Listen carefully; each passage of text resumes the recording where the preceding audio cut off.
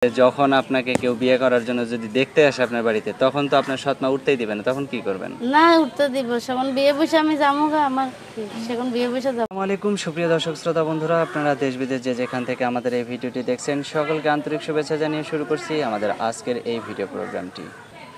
আজকে আমরা ক্যামেরার সামনে যে আপুটিকে নিয়ে এসেছি তার সম্বন্ধে জানবো, চলুন শুনে আসা যাক এই আপুটির কথাগুলো। আসসালামু আলাইকুম আপু। ওয়ালাইকুম আসসালাম। কেমন আছেন আপনি? ভালো আছি। আপনার নাম কি আপু? আমার নাম সাথী। কোথায় থাকেন সাথী আপু? পাবনা থাকে। পাবনা থাকেন? হ্যাঁ।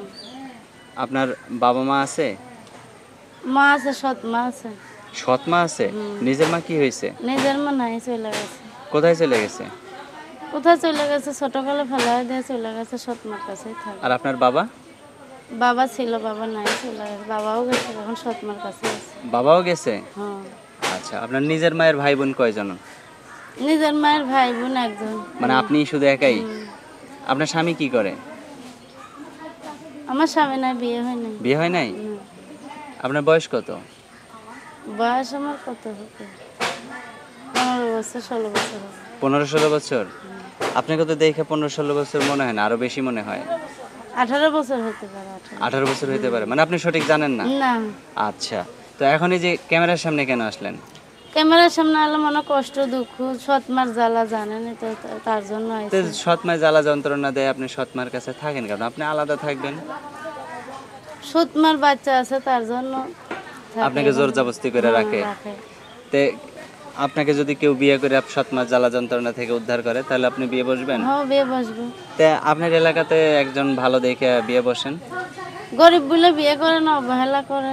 গরিব বলে বিয়ে করে না নাকি আপনার সৎ মাই বিয়ে দেয় না? আমার সৎ মা বিয়ে দেন, আমার সৎ মা বলে কাজ করবা, কাজ না করে কই ও যাবে। আচ্ছা, আপনি গেলে তো আর না, তার কাজ কাজের করবে লোক না। থাকবে না।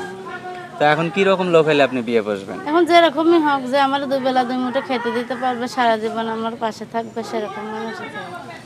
তো এই যে আপনি যে ভিডিও করতেছেন, ফোনে কথা বলবেন, অনেকের সাথেই অনেকে কল দিবে, আপনার সৎ মাই দেখলে আবার আপনাকে মারধর করবে না? না, মারধর করবে না।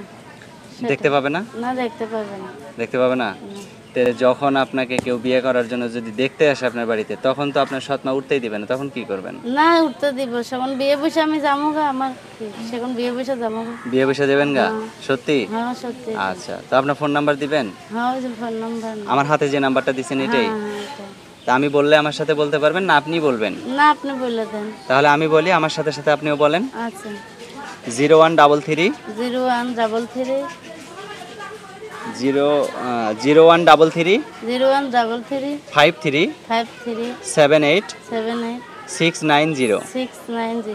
দর্শক, আপনাদের উদ্দেশ্যে আমি নাম্বারটা আরেকবার বলে দিচ্ছি, 0133 53 78 690। এই নাম্বারটিতে ফোন দিলে এই আপুটির সাথে আপনারা কথা বলতে পারবেন।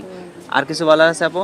না, কিছু বলার না। আচ্ছা, ঠিক আছে, ভালো থাকবেন আপু। প্রিয় দর্শক, আপনারা ভালো থাকবেন। আজ এ পর্যন্তই। আসসালামু আলাইকুম।